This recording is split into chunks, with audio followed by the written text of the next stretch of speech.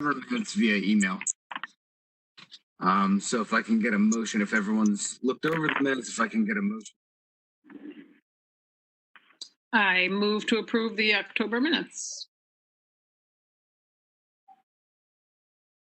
I'll second.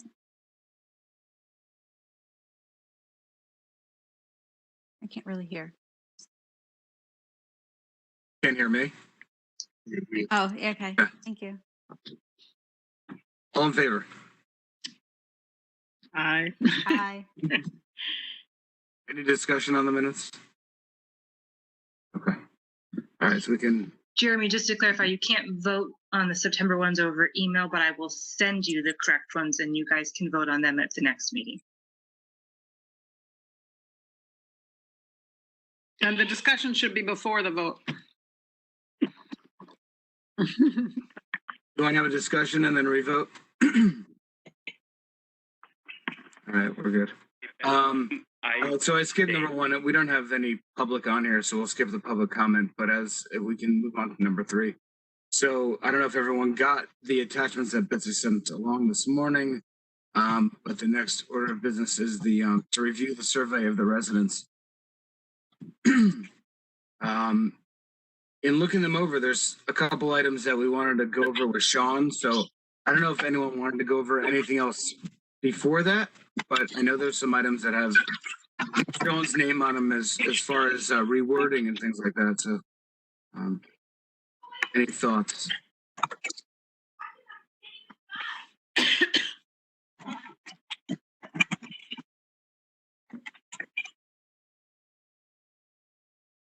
Do we want to go over these? Do you want to go over them question by question and make sure that we're good with them? I think that's a good idea. Okay. So I won't go through the introduction, but we can just go through each question one by one real quick and make sure that we're good with them and how they're worded. So question number one is, how often do you eat out? A is 5 or more times a week. B is 2 to 4 times a week. C is once a week. D is once a month, and E is once every few months, and F is never. And then we sort of broke that down a little bit further with, which meal that they may eat out weekly. I think maybe we should clarify with eat out. Do we want to say including takeout? That's a good idea. That is good. Eat out or order in? Eat out or take out, or eat out or order I would in? say, eat out or eat out or take out. I think the frequency of the options is pretty solid. I would put it in a table, and then I would also suggest for each of those 3 line items for breakfast, lunch, and dinner, I would nest in Woodbridge under each one. So for example, respondent could say they, eat breakfast out, 5 times a week for the first line item, and then under that could be how, for breakfast in Woodbridge, and then you could say, once a week. But are those 2 separate questions? That's a good point. Are those 2 separate questions? Is it how often do you eat out in general? And then follow up, how often do you eat out or take out in Woodbridge? Yeah, because I think what we could do is, if we could then we'll have two sets of data, and we could see how, the variance between people eating out in general versus how often they're eating out in Woodbridge. Yeah, that's a great point. I think it's 2 separate questions, actually. So should we make it a part B of question number 1? For the flow of it, I wouldn't. I would just nest it under each, each meal. So instead of 3, I would just have 6 and nest Woodbridge under each one. And lay it out so it's go ahead, Debbie. So people would answer twice for breakfast, a regular line item, and then a Woodbridge line item. I don't know if I'm following. Okay. Yeah, because we don't really care, where they're going. If they're not going to Woodbridge, it's not in Woodbridge. Right. But it's good to know that they're eating or taking out 8 meals a week and only 1 is in town. I Right. think that's the what I'm difference saying, we're yeah. looking for. Yeah. Right. Because then that'll show you like, potential opportunity. Yeah. And do we like supper? Or do we like dinner? Let's be proper and say dinner.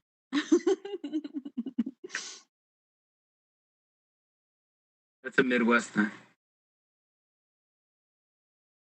All right, so we're good there. Question number 2. What 2 restaurants or types of cuisine would you most like to see come into Woodbridge? I think that's a fine question. I don't know if anyone has any tweaks to that one. Is it just grammar come into Woodbridge or come? Yeah, I just noticed that. Should say Yeah. in or in Yeah. to Woodbridge or into. Either, yeah. I said into just out of habit. Come C2. I think it would be come C2 Woodbridge. To see come to Woodbridge. Like to see. Come. What 2 restaurants or types of cuisine would you most like to see come to Woodbridge? I think it's. I don't know. I thought into sounded. Did you say into before? Doesn't matter.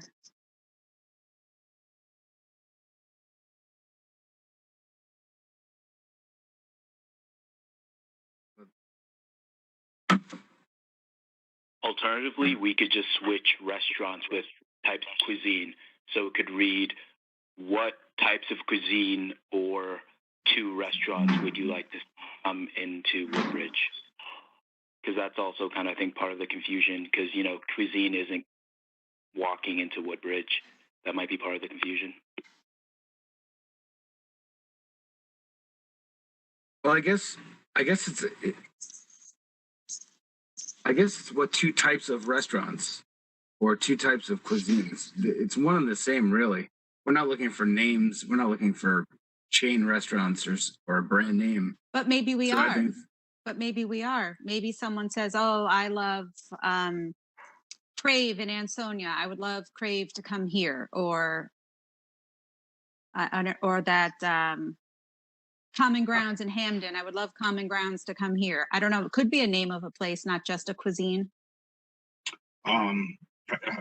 You could simplify and say, what types of cuisine / restaurants would you most like to see come into Woodbridge, and then it could just be, top 2.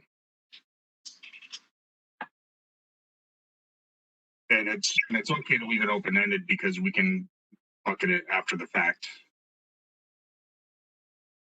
So, what type of cuisine / restaurants would you most like to see come into Woodbridge? And then you just have to list 2 options for responses. How about that? Sounds good. Okay. Makes sense. On to number 3. How often do you come to Woodbridge for the following? A, 5 or more times a week. So we have these questions above. 5 or more times a week, 2 to 4 times a week, once a month, once every few months, or never. And then the options are retail shopping, eating out, personal care, professional services, work, or passing through. Pretty self-explanatory. But if they live in Woodbridge, do they come to Woodbridge? What I was going to just ask. How often do you frequent Woodbridge for the following, or I don't know. Mm-hmm. Oh, that's good. That's a good one. Yeah, there you go. That's good. And then the eating out could be eating out / takeout. Right. Do we need the passing through then because they live here? Oh, right. I think that's fine if we just narrow it down to 4. And then just a capital R for retail so they match. Does anyone have any other thoughts on why we should keep passing through in? All right. No. Okay. All right, so number 4, where are you more likely to shop for non-grocery items? Near where you work, near where you live, or online?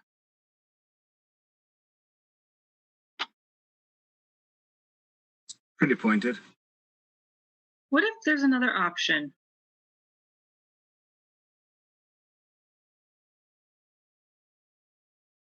Like what? Well, I don't know. So today after work, I had to run an errand, and I had the option I could go to Milford, which I think is nicer, but it's out of my way, or I could go to North Haven. Inconvenience one, so I went to North Haven, but I wouldn't say Milford is really where I work. Yeah. Not where I Yeah. live. Or if Yeah. you're something near your parents' house or something. Yeah, or you're going to West Hartford because it's nice. Right.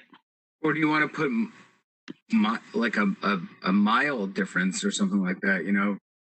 0 to 5 miles, 5 to 10, 10 to. I think that's getting a little too granular. I guess what are we looking to gain from that? Right. Yeah. Right, because if we don't know if they work in Hartford, does it matter? Right, because the question above is we're asking what they buy here and what they want to see here. All that stuff follows. So How about do we need number 4, or what are we trying to get out of it? Or should number 4 be a question where it's more pointed, where we say, where are you more likely to shop for X, Y, and Z near where you work, near where you live, or online? So you're saying, I don't know, tools or sewing items, different things like that. Then it's a laundry list, like groceries or doctor's offices and exercise or whatever it is. Then that's a whole new list. Right. I don't know if you want to do that or if it gets very in depth, I guess, if you go that way or in detail. Well, so that element of the question that you folks just brought up, that could conceivably be layered into question 6. Because question 6 lists, a pretty exhaustive list of options. So that's what you might want in Woodbridge, and you could also say, which of these are you shopping for outside of Woodbridge? You could two birds with one stone on that one. And then getting back to the first part of question 4 that we were talking about, how to phrase the options, you could say, close to work, close to home, online, or surrounding towns. Yeah, I mean, I would even change the middle one to neighboring towns. Would retail center / malls work in terms of identifying out of town locations or wherever they might be, like Milford, like West Hartford, like wherever they may be? Or what if it's a general Is it question? important who they are, or is it important what they are? I think it's more where are you more likely to, are you likely to purchase these things in your, immediate area, or do you have to go out of the area to buy them? What if it was similar to the once a week, twice a week framework of number 3 of how often do you travel more than, let's say, 20 minutes to purchase groceries or go to the doctor, etc. Once a week, once a month. Because I mean, it's hard to say more than 10 minutes because everything's at least 10 minutes away. Right now. But how often do you travel more than 20 minutes for, and maybe there's just maybe it's a repeat of those same 5 options: shopping, eating out, personal care, and maybe work. Because that might show that 4 times a week, almost every day, you have to travel more than 20 minutes. You're always going to Milford or you're always going to North Haven to get anything done.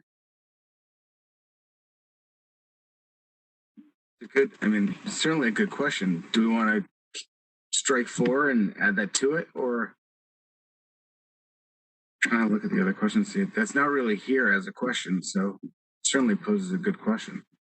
Right. Wait. Is that a modification to number 4? So it kind of matches number 3. How often do you come to Woodbridge for the following? And then how often do you, whatever distance or driving time, how often do you leave Woodbridge for the following? But I think, Debbie, we want to be, your original question was, what do we want to get out of this? Mm-hmm. And I think if we're asking something vague, like how often do you drive more than 20 minutes away to go shop?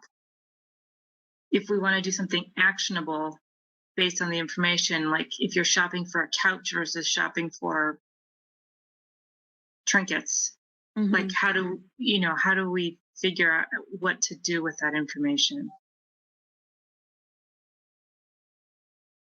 I mean, I guess if we wanted to do it like you just phrased it, Betsy, we would break it down into a couple of different questions and just have those 3, answers underneath it, saying, where are you more likely to shop for hardware? Where are you more likely to shop for furniture? Where are you more likely to shop for clothing? I think then it becomes just as I think it becomes like question number 6, right? Like Right. what do you want in town? So either we strike 4 or we rephrase it to sort of give us some more data that we're looking for. Because as it is, it's sort of bland. It doesn't really tell us much. I would strike it. We kind of know people are going out of our zip code to get pretty much everything other than groceries. And groceries technically are New Haven at Amity Stop and Shop or Seymour anyway, Mm-hmm. or Derby, Big Y, what have you. Do you guys have any other thoughts on 4? Yeah, I think we can 86 it. All right. Let's do it. Number 5, something about shopping habits and all right. So this is the one we were asking Sean for wording help. So is this sort of like 4 and 6 rolled together? And do we want 5? So thinking back to last month's conversation, the question we were trying to get to, I think, was something along the lines of, why are you shopping somewhere else, right? Are you shopping in West Hartford because it's attractive and you like the kind of pedestrian friendly feel? Or are you going to the Orange Post Road because even though it's not a pleasant experience, like everything in the world is there and there's massive parking lots and it's easy? Or, like what's motivating you to go where you are to get the things you need? Like my question this afternoon, I have 2 options, the same stores in 2 different locations. And which one am I going to choose? So how in a survey like this do you ask a 2-tiered question, which is basically, where are you shopping for X and why? So I think you kind of reverse that. You take it from the angle of, are you shopping elsewhere outside of town? So then you get a yes or no, and then if so, where? So then out of your respondents, how many are going elsewhere out of town, and then it gives you a good idea of how many, your sample size, how many are going elsewhere. If that's a significant amount, then we can bucket the an open-ended. Usually don't want open-ended, but I don't think we're going to have an overwhelming large set here, so it should be easy to bucket those. What if, So, Sean, if I couldn't, I'm sorry. Sorry. No, go ahead, Mika. Just, if this is something you guys have already decided or discussed, please excuse me, but what good is there in terms of, in going back to the question Debbie and both Debbie and Betsy mentioned, what's the purpose? What's the objective? What benefit is there in asking somebody if they do or go somewhere where we know we can't provide? So if the answers come back, yeah, I like going to the Post Road, yeah, I like going to West Hartford, how does that help us? I think we want to know why they're going there. To shop for what? I think like question 6 is a great question in terms of these are things we could bring to the town, and if people particularly if people point to something, 80% of the responses come back and say bakery. Well, that's something that we can go out there and try to source, or there's something that you can do. But I'm not sure if asking some of the types of questions you're asking and people answering with, large retail and things of that nature, how it helps. And I just don't know. More so than I don't think it's a good idea. No, Well, I think agree. I sort of have an answer to that, Mika. So what I was going to say was, what if we took question 5 and put it after 6? So we're asking all of these things, are this laundry list of things, are these things that you would like to see in Woodbridge? And then the follow-up 5 becomes the follow-up. And it says something along the lines of, are you already shopping for these things elsewhere? Yeah. Yes, no, right? Like, are you already shopping for consignment somewhere else? And then I think we can figure out, are these like legit potential customers? And then maybe even a follow-up to that is, if a similar store was in Woodbridge, would you come to that store? Like maybe you're going consignment shopping in Cheshire because your friend owns a consignment shop in Cheshire. And that's where you'll Maybe you wouldn't be a Woodbridge customer in that case. So how do we make that question open to everyone? Is that sort of are we asking like 10 different questions for 10 different topics there, or? So you know what I mean by that? The whole survey seems to me to tell about their shopping habits. So it almost asking about their shopping habits is, to me, almost redundant, because the questions you're asking I'm answering. You should be able to tell kind of what my shopping habits are by all the other questions, at least based on the ones that I looked at. I kind of agree. And I also think the shorter we can make it, the better, to just improve our chances of someone getting through it, because I think 6 and 7 or 6, 7, 8, specifically 6 and 7 are the real meat of this. Yeah.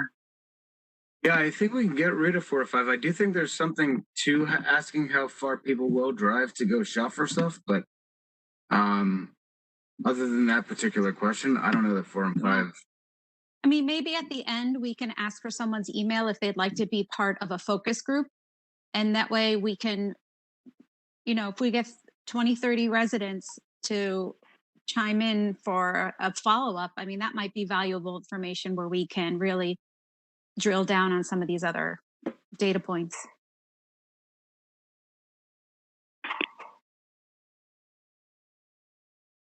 Everyone okay with getting rid of 4 and 5? Consensus Yeah, on it. I think that's okay. Yeah, Sean's good. Cleo, any thoughts on it? Good. Still muted. No thoughts. Brooks, any thoughts? I'm struggling with trying to either figure out how to make them work or strike them. I mean, I agree. I don't think they add a lot. And I think we're all in agreement. So we'll get rid of 4 and 5 and yeah, go ahead. Yeah, Jeremy, to your point, you brought up, you said that, I think you said something to the effect of there is something to maybe asking people how far they're willing to drive. And so maybe we should just turn that idea into a question, because if that's what that question was trying to achieve, it might have been doing it in a more roundabout way. So if we're trying to, find that out, then that might be something to consider.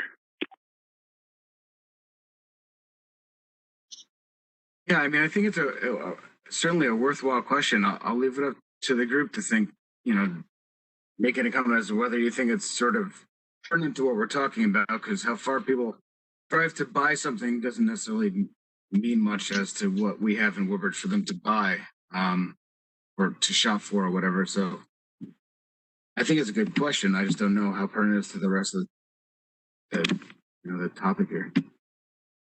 I mean, are we trying to really tease out how much time people want to spend hanging out in Woodbridge, shopping, and eating, in which case we already know the answer to that, because there really aren't a lot of venues that are like large malls or large, with a large variety of shops and eateries. That so there just isn't the selection or the choice coming together all in one place anywhere in Woodbridge. I think the question more is, what would residents like to see in our town that would, help them more frequent our shops, restaurants, et cetera, more often? Right. Yeah. It's sort of like a critical mass thing where less than 10 shops, yeah, maybe not. 100 shops, yeah, you're getting close to it. But 100 shops are in places like Danbury or West Hartford shopping mall or something like that, not here. So we're sort of by definition almost constrained that our upper limit is maybe going to be barely passable for getting a significant number of Woodbridge residents to spend a lot of time and money in this area, because there just isn't critical mass. There's not enough space. I don't think we simply need to identify some categories that, where people are shopping, elsewhere that, they can't get things here. Then, then you take that and you present that. If somebody has some ideas about a way to, provide that shopping category, retail category, whatever here, great. And, I also don't think we should, be, closed-minded about things that Woodbridge can't do. I mean, we have to, Oxford's blowing up giant rocks to put stores along 67. Right. Just because we think we can't do something doesn't mean we shouldn't identify, a demand for something, because, down the road somebody might get creative. Yeah, I agree with that. Yeah, I agree too. I think what we're trying to do is to get a gauge on what people in our town would like for us to have in town that they currently don't have here, where they're going outside of our purview to go and buy stuff, where maybe if we could attract that kind of business in, we could, capture that business and in turn add to the grand list and boost economic development. So the game here is to try to figure out what businesses we can bring to town that will survive and that our residents would love to have here.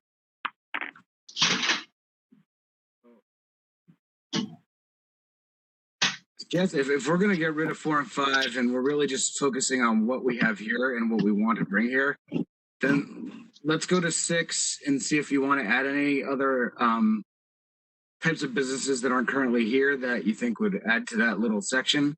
Or if these are good, we can just get through this and move on. Because I think we have good questions, and I think we're really just waiting to find out what people have to say about these things.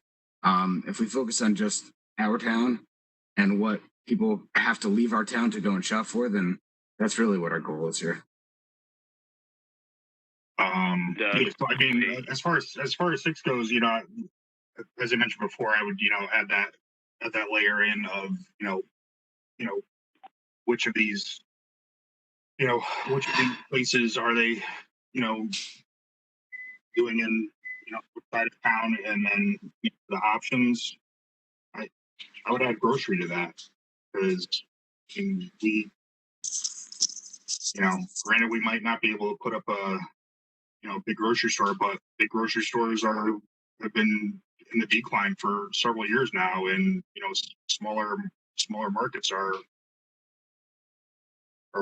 where it's at, because it's better prices, fresher selections, and more convenient. So should that be its own? Yeah, go ahead. Should that be its own line item, or do you think specialty foods / grocery, or because we have Brookside and obviously with two big supermarkets just on our borders, three actually, when you add on the Derby side, I think supermarket is going to be a tough one. Well, so yeah, I mean, specialty food is its own thing. And I would just have an option for, grocery. Mm-hmm.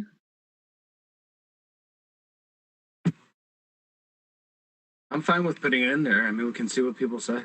It's just an option for people to circle. So if it fills in the gap on the right side of the column that we're missing there, we can fill in with grocery. Mm-hmm. I mean, specialty food can be, international types of food or seafood, or I mean, I would love to have a seafood shop nearby. Yeah, prepared foods, all that kind of stuff. I have two things. One is I like the idea of having antiques or antiques/home furnishings. I know we drive a lot up through Middlebury, Southbury, around that way on the weekends, and there's all those great antique shops. So if that's one thing, and the other, I think where it says clothing, should that be adult clothing because there's kids clothing below?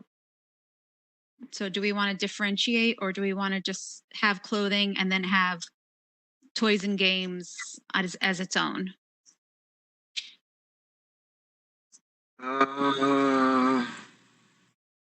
Good point. I guess clothing is clothing, right? What'd you say, Mika? No, the other thing I wanted to mention is just that you're very specific in saying the following businesses are not currently available. Right, and you have breakfast. Ross's is a breakfast restaurant. Right, and you have craft and art supply shops to some extent, I guess. We do? Is Yarn Barn not in our town? Oh. Yeah. Well, it does say limited forms. I mean, I think the Yarn Barn is such a specialty niche, and we're so glad it's limited. It would, but yeah, it says limited. But it says limited after it says are not. Maybe not make that capitalized. No, it says or in limited form. Yeah, I guess. And the teen center is a performance venue because it's now been rebranded. And Starbucks is a coffee shop. And we have art lessons at that. Clay date. Play date's in New Haven now. No, but the other one in near the right approach, is that art shop still? They left too. No, they left. Oh, okay. But I get your point. We do have some businesses would you like to? Which four businesses? Keep the second sentence, and then in parentheses, you could say some exist in limited forms. To get rid of the beginning. Yeah, that makes sense. Which four businesses would you make? Or you could say, what would you like to see more of? Or I think I agree with Sean. It should be just which four businesses would you most likely patronize if they open in Woodbridge, and let people interpret it as they may. Yeah. I would even say 5, not just 4, but sure, and add in the couple suggestions you made. Well, if you agree to the suggestions, but I still think 5 is 1, 2, 3, 4, 5, 6, 7, 8, 9, 10, 11. There's 12. Yeah. 12. There's 13 choices. So yeah, 4, 5. I don't know from a data set what's best. Bakery and bagels can be consolidated. Is Kids Gym, you think, a real item? Kids recreation.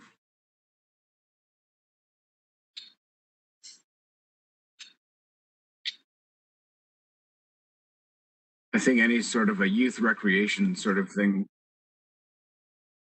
If you want to reword it like that, or you just gym/recreation. Sure. I mean, we don't really have any gyms other than JCC, anyways, right? Other than just there are none. Right, but you have to think that the rec department puts on a lot of programs, the indoor soccer volleyball place, the JCC, the karate place, even though that's over the line. Yeah, but we've talked about that stuff. Like, there's no place that you could have a kids' party, right? Other than Playdate, which is in New Haven. Mm-hmm. There's no- Gym in my mind is sort of like Gymboree or Yeah. Mike. where kids are kind of too young to take advantage of like a The bowling alley is a place where people go for birthdays. Yes. So maybe it's just kids' gym / Kind of activities. venue means Yes. kids are there's lots of other things that kids like to do than bowl. Yeah, kids' activities, I think, is fine.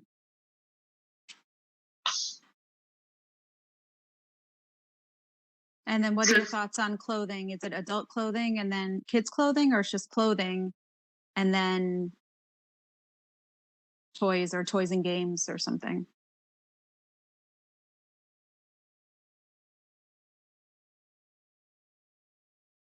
Clothing. You guys, I don't think it's that. I don't think we need to spend too much time trying to hash this out. I think antiques is something cool that could be on there, sort of like consignment, but you know, the furniture side of it. But clothing and clothing, it's up to you guys. Well, what about we combine the kids line to be kids activities / retail, and then clothing is just clothing. Good.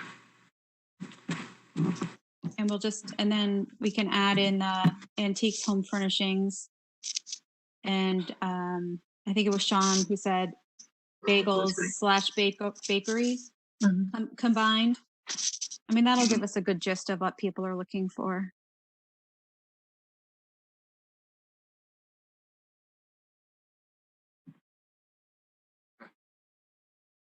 That's you cool with that? yeah. Okay. Number 7, which 3 downtown infrastructure assets would you most like to see developed?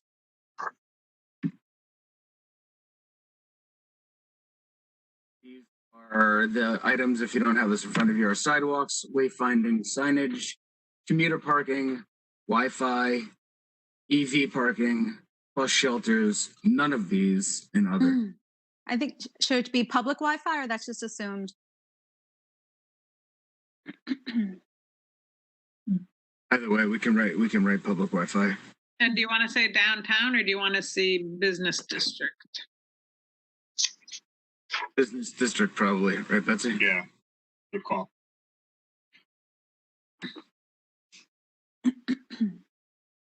Any other thoughts as to any other items you would like to see there, or striking any of these? And is there any reason why we're saying mark up to 3 instead of ranking them? Like, I don't know, survey techniques. Oh. Don, do you have any thoughts on that? Ranking versus. Yeah, I think a rank choice is fine for that. That's actually a good idea.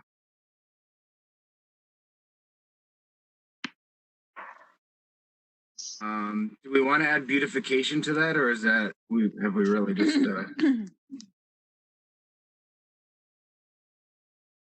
I guess it's not really an infrastructure asset, but maybe it is. I don't know. I don't think I'm feeling that one, Jeremy. All right. No, we spent so much time talking about it, so I figured maybe we'd throw it in there, but I get it. All right, moving on. So we're gonna rank. Yeah, go ahead. Sidewalks, parking, and wayfinding signage, Wi-Fi as well in 7. Just if we're going to capitalize everything, we'll the last to capitalize the above.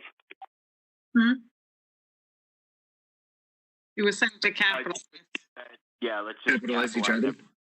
Lowercase everything, just to keep things consistent. I think you just lowercase bus shelters, but EV stays capitalized because it's an acronym. All right, so we'll put those into a ranking order, and I guess, yeah, we can leave other. I don't know if you want none of these, but we can definitely leave other as the rank. You know, as one of the rankings. Yeah, I would strike none. Okay. if you're ranking. Agreed. You can strike other if you're ranking. Oh, right. Number 8 is a whole list of activities that we participate as a household. I don't think we need to go through all this. If you haven't read it, read it. There's a lot of these, and I think that they're all fine, unless there's something that someone thinks that we need to add to this. We have everything from acting to arts to water sports to photography to woodworking and sports, and I think we're So pretty many. good. Yeah, there's enough there, and there's another, so it's good. Now, do we have winter sports there? I don't know if downhill skiing, so we're good. Skiing, ice skating. What? There's skiing and ice skating, snow sports. We're good. Yeah. All right. We So need- number 9, if Do we you need are snow not, just to try Go to ahead. truncate it a hair, do we need snow sports if there's skiing and ice skating and Yeah, I clearly missed Okay. it. or do you want to get rid of those 2 and just have snow sports? yeah, I'll get rid of anything. It's long. Whatever you recommend. We could do that, and then we could also, we've got water sports, so we could get rid of swimming. All right. So Okay. we'll get rid of ice skating, downhill skiing, And swimming. and swimming. Okay. All right. That's that. Number 9, if you are not already a business owner, what is your level of interest in starting your own business? If you, and is the question starting your own business in town? Because why do we care? Yeah. Yeah. In There you go. Woodbridge. Yep. Smart. Good catch. Level of interest. If you would like business startup assistance, please visit the town's guide to starting a business. The link. And then there are 4 choices: are not interested, interested enough to learn more, starting to plan a business, and ready to start a business. So ready to start a business. I guess they're different. Any thoughts on the way those 4 are worded? They seem a little bit odd the way that, not the question, but the actual choices. Yeah, the If you don't have interested it in enough. front of you, Yeah, Yeah, the go ahead. interested enough to learn more. And it makes sense. Is it clunky though? We Yeah. just say interested. You'd like to learn more, maybe? Yeah, or just interested. I think that's not interested, interested in starting to plan. Maybe just 3. Or ready to plan, ready to plan.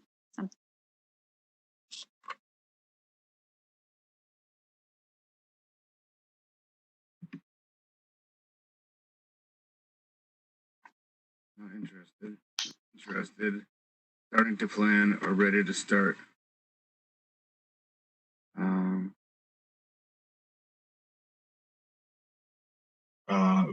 Could be, could just be planning stages of a business, perhaps, and then that could roll together the starting and the ready to start.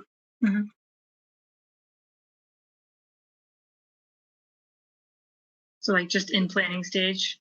You could say planning / starting a business. Yeah, but then that mixes. Yeah, because 4 already achieves ready to start. So perhaps, like to the idea that was said earlier, maybe something like planning business or planning my business, so that it stays mutually exclusive from ready to start a business. Okay, so not interested, interested, planning to start, and ready to start, something like that. Yeah. Planning. What is that? Planning to start and ready to start? Planning a business versus starting a business. Right. How about Still have launch? 4 options then, right? Yeah, we just need to figure out the best way to word them. Not interested, interested. Does it matter to us where if they're planning to, if they're ready to start or starting to plan, we know that they're somewhere kicking the can down the road. Isn't that enough for us? Maybe it's just not interested, interested, and ready to plan. And does it matter to us if they're just starting to plan or they're 6 weeks away from opening? Because I think if they were 6 weeks away from opening, we would have heard from them. The reason why I thought that, okay, so good question. The reason why I thought planning was important to ask is because if someone's ready to start a business, then they may feel they are well resourced and they don't particularly need any additional guidance or resources from the town. And so maybe, they're not looking for that kind of support. But if someone's in the planning stages and they're, grasping at straws because maybe they do need guidance and they feel overwhelmed, then maybe that's, a target demographic we can provide our town resources too. So that's why I thought 3 was important.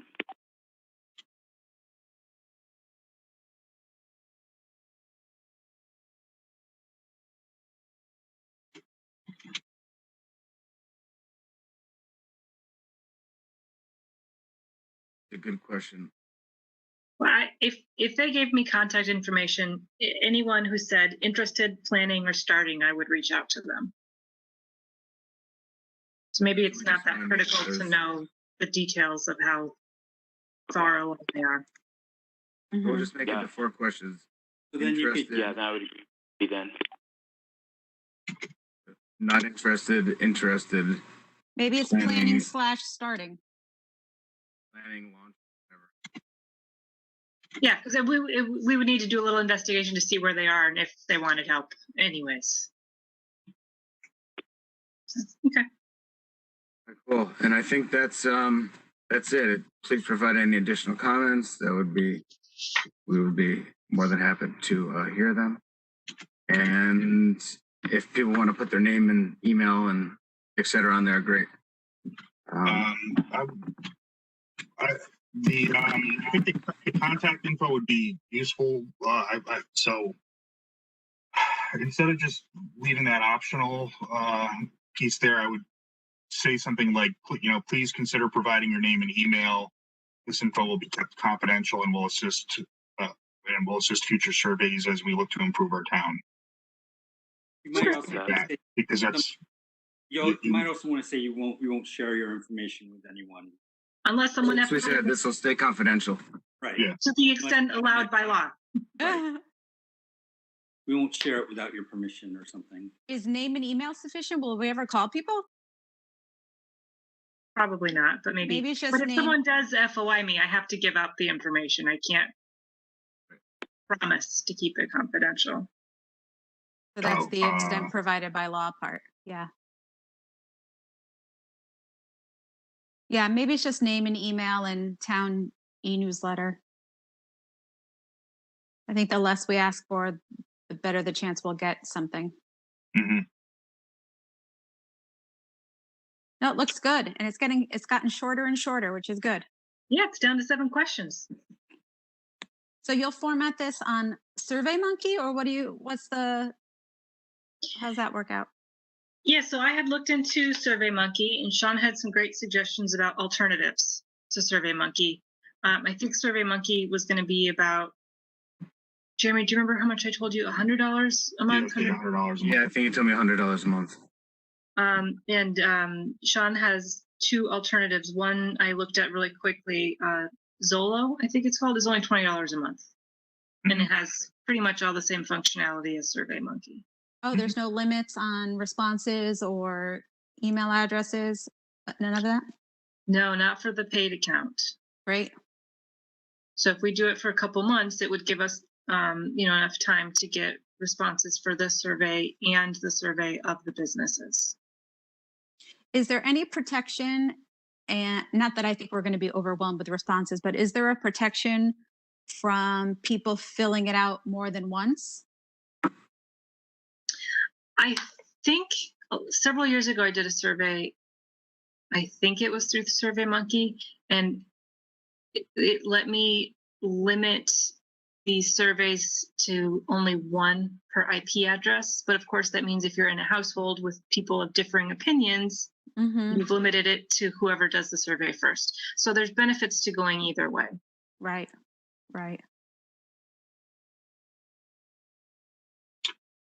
Yeah, I mean, the IP address is pretty commonplace.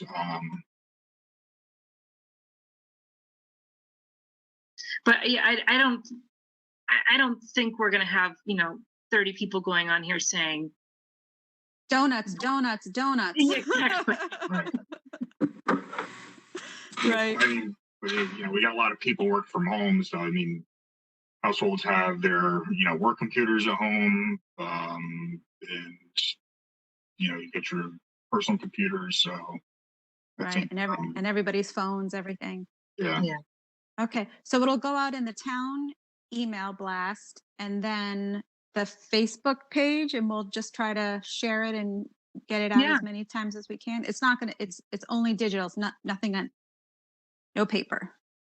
Right. So this one, you guys agreed that the resident survey would be digital only, and the business survey will be both. It'll go out in paper format, and it will also be online. So these $20, per month, which I assume would be for maybe 2 months, maybe 3 months, would be really doing double duty. We'd get coverage for both surveys simultaneously. Mm-hmm. And timeline wise, what are we thinking, after Thanksgiving or next week, or what's the timing? I could get it out as early as next week, but I hadn't thought about that. That's a good question. People are going to get really distracted really soon. What do you guys think is the best timing? I think after Thanksgiving. As much as I would love to get it out as soon as possible because we've been working on this for so long, I just think after Thanksgiving, maybe. Well, don't forget the week after Thanksgiving, we're going to distance learning for a week too. So people are going to be Home. tied up with that. Yeah, but you'll be home on your They'll computer. be home. Yeah. I don't know if they're going to want to do that, but I mean, you can certainly launch it for sure. Yeah. I'm fine with after Thanksgiving. Can we send this out multiple times? Well, that's what I was going to say too. I mean, the other thing to think about is how long do you want the survey to be available? Because if it's coming out after Thanksgiving, we're heading into holiday season. Maybe you want to leave it up for 2 months to get people who haven't, been distracted. Maybe December and January. We could always extend it too. I mean, just keep our eye on the responses, see what's flowing in, and then take action based on that. Mm-hmm. About how many names are on the town email e-newsletter? It's about 2,500, and I usually get 50 to 60% open the email. Oh, that's pretty good. So that and Facebook, and I guess we could do some targeted emails through the school or other people. There's probably a list of all people who serve on boards and commissions, and we can try to really target to get more responses. So right after Thanksgiving, and then we'll leave it up for 2 months at the best. Yeah, maybe we say January 15th, and then we can have an extension. If needed. Yeah. Yeah. Okay. I'm good with that unless anyone else has any other thoughts. Build in a buffer for extending. And then the money saved will help defray the expense of the mailing for the other. Right. That's great. Cool. All right. Well, we just knocked out 3 and 4 together. So we can move on to agenda item number 5, which is the marketing program. Do we have to vote on the survey or anything, or we're good? We can just move that forward. You can just move that forward because you've got money in the budget. Okay. All right. So number 5 is a marketing program proposal. Have you all read the short couple paragraphs we have for this marketing proposal? If not, I can read it really quickly. It's not a lot of, I'll read it real quick. Woodbridge Bucks proposal.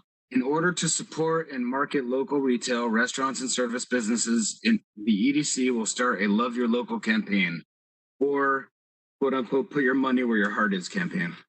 Residents will be encouraged to post on Facebook which local businesses they love and why. If the resident tags a Woodbridge-based business and the town at Woodbridge CT, then the resident will be entered into a drawing for that week. At the end of each week, 2 residents will each win $25. in Woodbridge Bucks to be spent at participating businesses. The bucks must be spent all at once. No change will be given. Businesses that have accepted the $25 Woodbridge Bucks may redeem them to the town, and the town will reimburse the business $25.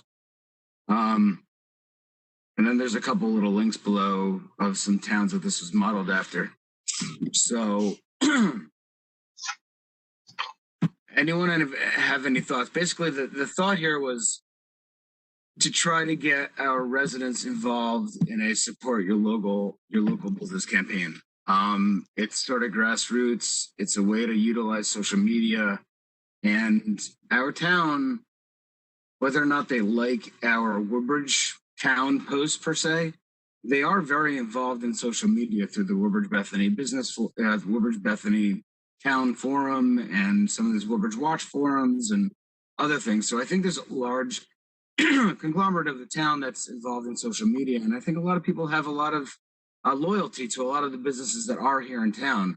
So this is a way to try to get basically some grassroots marketing from our local residents to try to get behind their businesses, and hopefully it'll rally some troops behind it and get some more people to start frequenting those businesses. And at the same time, the town can support those folks by giving them these $25, gifts, however you want to put them, sort of like a gift card. It's almost like a voucher.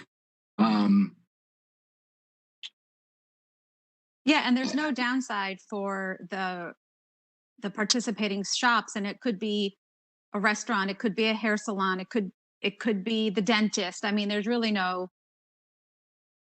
nothing prohibiting someone from participating. Could be a therapist. I mean, whatever it is, anyone who takes money can take a Woodbridge Buck and get on the list.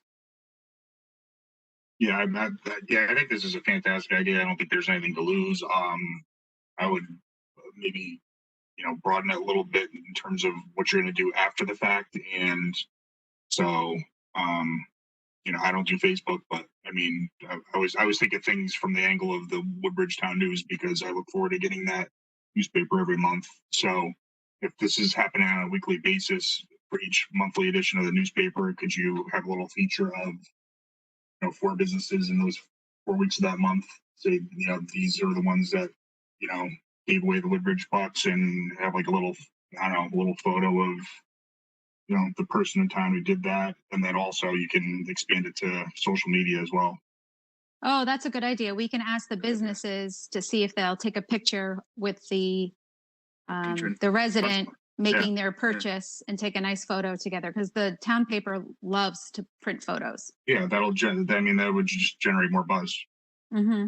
Yeah, that's really nice. Yeah, and I guess, and I know Betsy maybe isn't in on this. There are these. I've seen these logos. We talked about these clings for windows and stuff like that, and I just want to bring it up just to get everyone else's thoughts. I found some logos online. If you search like a heart with a W in it, there are all these different graphics that you can buy on Shutterstock or any of these other sites that are basically cool graphics of a heart incorporated with a W. And I was thinking, if we bought 500 or something of these things and we had them when people win this contest, we can give them a window cling. And I don't see how having residents everyone's putting window clings on their cars. So if people are putting "I love Cape Cod," airport on their car, why wouldn't they put "I love the town that I live in"? So a little window cling that we spend 50 cents on each, that we can have to give out to people as they support local businesses, I thought would be a nice way to have, I don't know, the image sort of get through town. And maybe bigger picture than we want to get into, but I don't know. I wanted to label this somehow and have a logo behind it. So it was just my thought. There were some easy ones that I found, and I think you can just buy them for like $5, and then you get to own that image, and then we just have to get them printed. That's my thoughts. I definitely think you should have a logo. The Buck should have a logo. The graphic, when we share it on Facebook, should have a logo. I definitely agree with a logo. Are the window clings for the businesses or for people to put on their front doors? I don't get that I one. would say you could give a window cling to people for their cars, but you could give it to the businesses to put on their front doors. Or Betsy had mentioned, when we were talking about, if we had a logo, then we could create some posters to give to the businesses that they're participating in the event. I don't know. I just thought it'd be nice that, if I'm driving down the street and I supported my local, I could have it on the back of my car, and it would just be our town thing that people start riding around with their love your local Woodbridge stuff.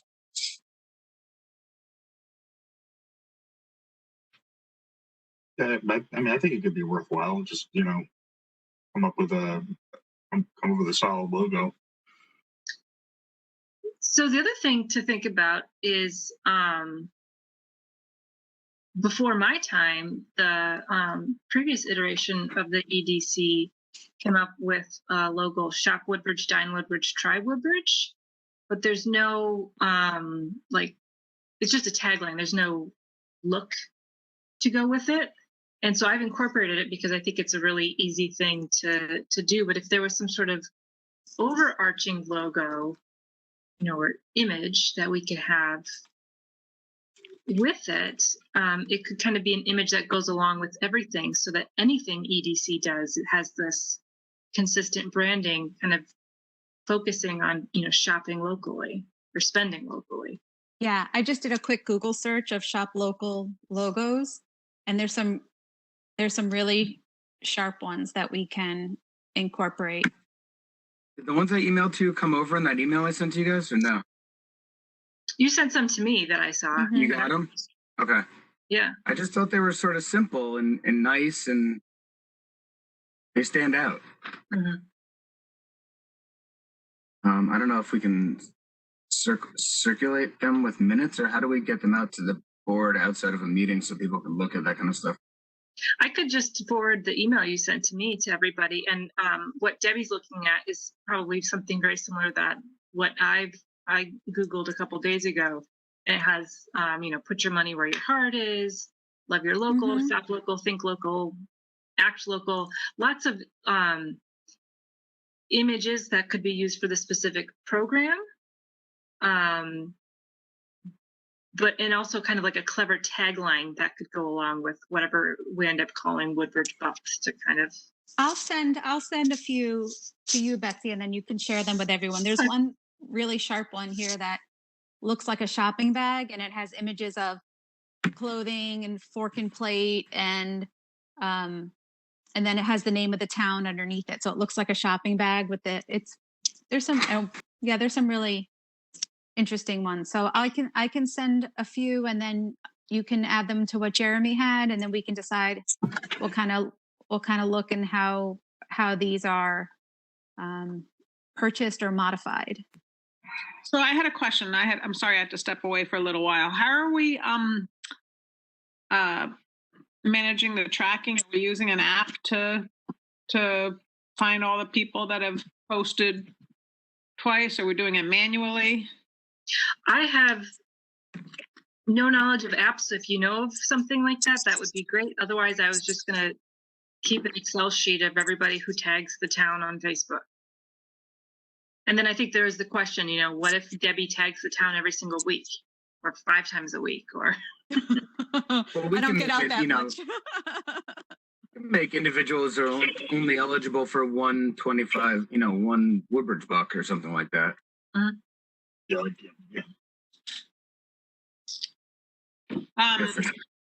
Okay, I know a Woodbridge resident who does this stuff for a living, so that's why I know that there's back end things that exist, but I don't know. Like, if you end up getting a lot of responses, is it going to be very time consuming? That's what I don't know. If you're doing it all manually, that's all. I would love to have that pleasant problem of having too many responses, but right. So if it gets, same thing like the survey, if it gets shared on the Woodbridge Bethany residents group, although maybe there's an asterisk that says Woodbridge residents only, so that group is kind of tough. So if it goes on the town Facebook page and Woodbridge Watch or something, and someone says, I love the ABC because, Joni behind the counter, whatever, and tags that store and tags the town. Is that going to be cumbersome for you to track? Will you get an alert, Betsy, when someone tags the town? Yes, Or- I do get an alert. But yeah, I mean, I think depending on what the app costs, maybe it's worth doing it so that I don't have to, stop what I'm doing every time I get notified, so that I don't, unintentionally overlook somebody. Or do you do it at the end of the week and just instead of spending a couple of minutes every time where you get notified, just at the end of the week, you scroll through and check all of the notifications and then close your eyes and pick one? Yeah, I'd have to see how the notifications worked, because the work Facebook's notifications and my town, my personal and my work stuff gets commingled. Mm-hmm. So I would worry about waiting until Friday and scrolling back and missing things. Unless there's a way on the town's page that I can see that separately.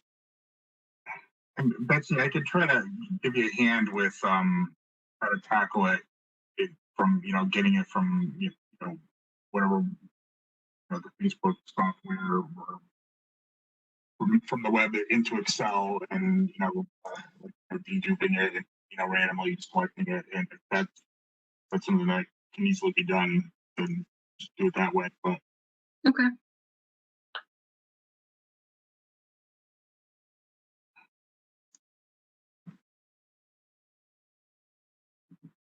Any other thoughts on this marketing program? Is it going to be too much work, Betsy, with everything you have on your plate to ask the businesses to participate, or is that something we could help with? I'm not quite sure. Yeah, so I feel like there's a lot of steps to this. So one, I think, is figuring out, what do you want to call it? Finding a logo that works for it, and whether it's kind of a general logo to be used for any EDC program or something specific to this. But then also finding the businesses that want to participate before we take this to the public, obviously. So yeah, I definitely think I would need help reaching out to the businesses. I have the e-newsletter for maybe 400, 450 emails. But that one gets less opens than the town one does. And, especially now with the virus, I think businesses, especially small businesses, are just so overwhelmed with everything. I'm noticing I'm getting less email opens, and I think that's the reason. So I would definitely need help reaching out to businesses and explaining the program and seeing if who wants to sign on. And this again was something. Go ahead. This is also something we were thinking January, after we hope that the businesses will be busy, between Thanksgiving and Christmas. So there's no rush to. Yeah, I don't think there's any rush. From what I've heard in years past, January, February, March are really slow times for the businesses. It's dreary out. People have spent all their money at the holidays, and just tends to be quieter. So do you think that we need to form like a subcommittee that meets special for this so we can move this along? Because waiting month to month to month may be tedious. I just don't want to let it go to the wayside. I don't know. It's up to you. I know over the holidays everyone's busy, but we need to have more meetings about this particular topic. That might be useful. I mean, we could hammer out a few of these things, the logo and the name.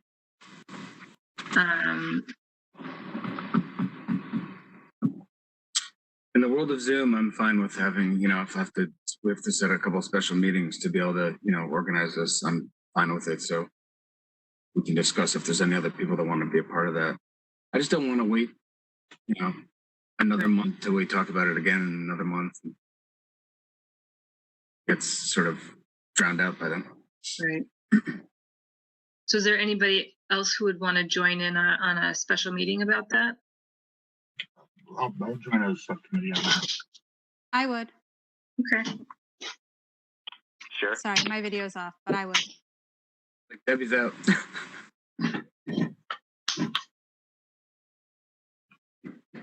So maybe we could set something up for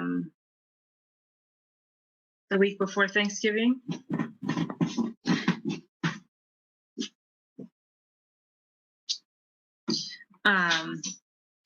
I could just send an email out about a couple of dates and times, probably for a quick meeting, just to hammer out a couple of those things Yeah, sure. before the December EDC meeting.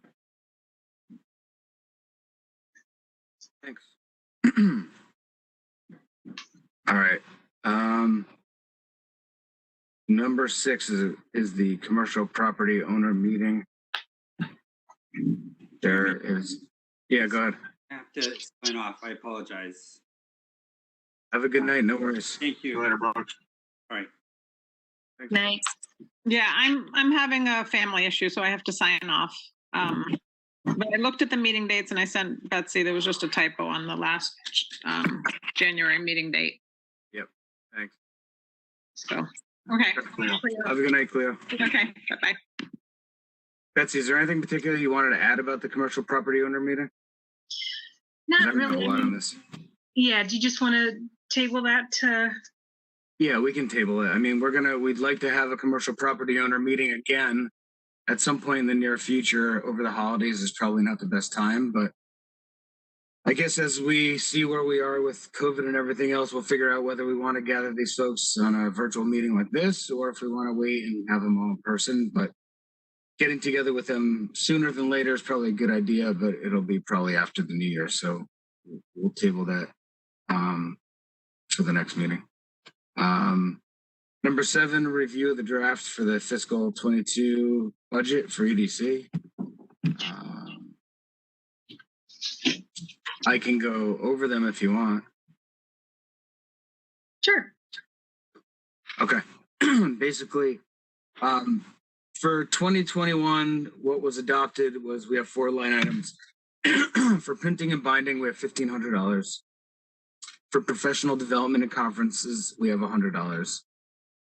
For professional development dues, we have $150, and for meeting supplies, we have $500. Our projected expenditures for 2021 are $1,400 for printing and binding, $150 for professional development and dues, and $700 for postage. So based on what we think that we're going to be spending this year, we've come up with the following for 22. Printing and binding, $2,000 for marketing materials, and to hopefully get this Cirque SiteFinder membership up. Professional development conferences, $100 again. The dues for professional development, which is a CETUS membership, $150. $500 for food and other supplies for events, and $700 for basically letters to businesses. I don't know if anyone has any thoughts on that. I don't know if we'll be allotted that money anyways, but from my discussions with Betsy, we can put use to a lot of this money, and I think that if we have it in our hands, we can put it to use in 22. So I'll leave it up to discussion if anyone has any. You're on mute, Debbie. Hi, sorry. Where would these fees for the surveys, regardless of which survey platform you use, what column would that fit in, or what row, I should say? Probably printing and binding, and it's a little squishy. I'm calling that marketing. Okay. So Well, these are probably code numbers that have been around a long time. They may not reflect new digital yes. venues. Yeah. Okay. All right. Yeah. Then I think if this survey goes well, there's more in our future. So I think it's good to have that money there. Anybody else? When is this due? It's due sometime in December, but I can't remember off the top of my head if it's due before or after the December board meeting. But if it's before and you guys are fine in concept, I don't it's not going to be a problem if we propose it. I'm mistaken that we have meetings on December 1st and December 3rd with the finance, which is when we usually go over this information. Okay. So I think it's around that time. Is there a selectman meeting where we have, or a finance committee meeting where we have to present this to them again? Yeah, more than likely there would be, Jeremy. Okay. I don't know if Betsy can do that for you, but you know, so it's, yeah, generally those are the meetings that I mentioned are the meetings when we do that. And we're not sure yet. It'll be scheduled sometime soon-ish when EDC would be asked to come present, and I would let you know when that is. All right. If we're good with the budget, then we can move on to number 8, which is review and approve the 2021 meeting dates. I see no issues with the dates other than, what did Cleo bring up, Betsy? So she mentioned that January 13, 2022. Yeah. Oh my gosh, 2022. We're stuck together for a long time. And so obviously you guys can't vote on this right now, but there's a question about what you want to do about next November, because the meeting date falls on Veterans Day, which is a holiday. But again, this is something that could be voted on in December, so that's fine. All right, so table these since we probably don't have a forum anymore anyways. Right. And lastly, business updates. I don't have much at the moment. Betsy, I don't know if you have anything on any updates.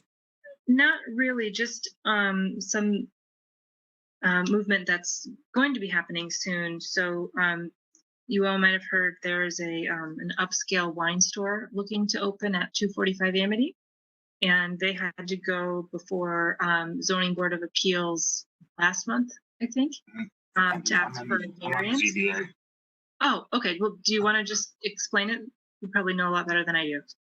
Yeah, sure. So, in the plaza there, a package store was looking to go in there, and the way the zoning is, package stores cannot be within 500 feet of residential, and the very corner of that property, which is the parking lot, is within 500 feet of the houses down on the the northeastern side of Bradley Road. So but after talking with Chris, we found out that 500 feet thing is not really, there's really no I don't know where that distance was picked from. I think it was just grabbed from maybe another town or something, but it doesn't really mean anything that we can't change it. So we recommended that they go to zoning to then request that they change the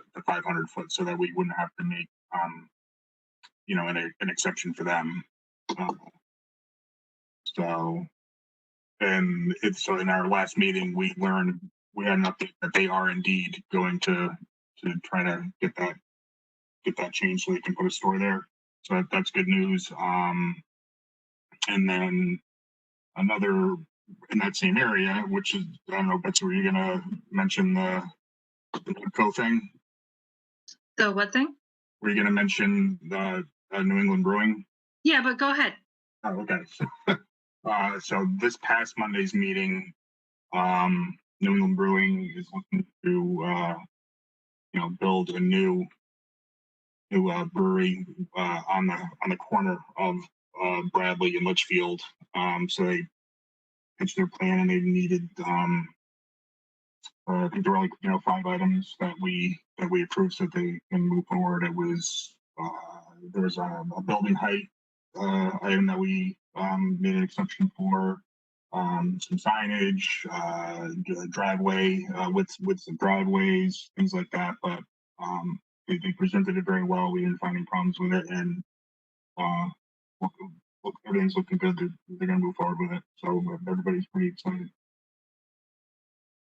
And I think they might also have to go to TPZ, but I'm not 100% sure on that. And the other thing that has gone through TPZ and will have a hearing in early December is for putting 55 and over housing across the street from where the brewery is proposed to go. So also at the corner of Bradley and Litchfield, but the northern lot.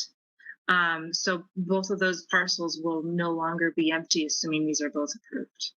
And that's just a same proposal, just revisited now. Very similar. So there will not be retail on the lower level. I don't know the other details about how many units there would be, but over 55. And I'm not sure if it's condos or apartments or maybe a combination. I'm not sure. Right. But same developer, not someone new to the table. Correct. Right. That's great. Cool. Good, Yeah, good. So things are moving forward. And then got another bit of good news this evening. The state has put together a small grant from their COVID CARES funding from the federal government. And I think it's a total of $50 million. And the application just became available this evening. So I'll be letting the businesses know about that tomorrow. How much money did you say this? I think it's 50 million total, and half of it is set aside for towns that are considered distressed, so not Woodbridge, but the other half is for any municipality. And they are small one-time grants to help businesses get through the pandemic. Great. And is there any update to the tax abatements? Did that fall off the Board of Selectmen agendas given everything else they have going on, or is that still kind of simmering somewhere? It's definitely simmering. There's been no immediate need for it. So it's definitely on the back burner. It's something that might also be discussed by the 2030 task force that Jeremy's on, the kind of big picture looking at the grand list group. Great.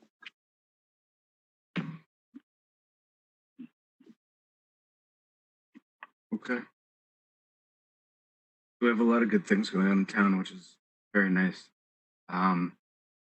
I don't have much to report other than what Betsy just mentioned. The last 2030 meeting I actually wasn't able to go to. They walked around the business district to just basically look around and see a lot of the things that we've all looked and seen and talked about, so you get a better idea of what we've been dealing with when it comes to talking to the business owners and seeing what their sort of struggles are with getting business in town. So I don't know exactly what was discussed at that meeting, but I do know that a group of them met at Chris Dickerson's store, and they walked around the business district and just took a look at all the sort of obsolescences that there are down there, the no sidewalk issues, some of the setbacks, and trying to move forward so that we can forward a lot of the missions that we're focusing on here.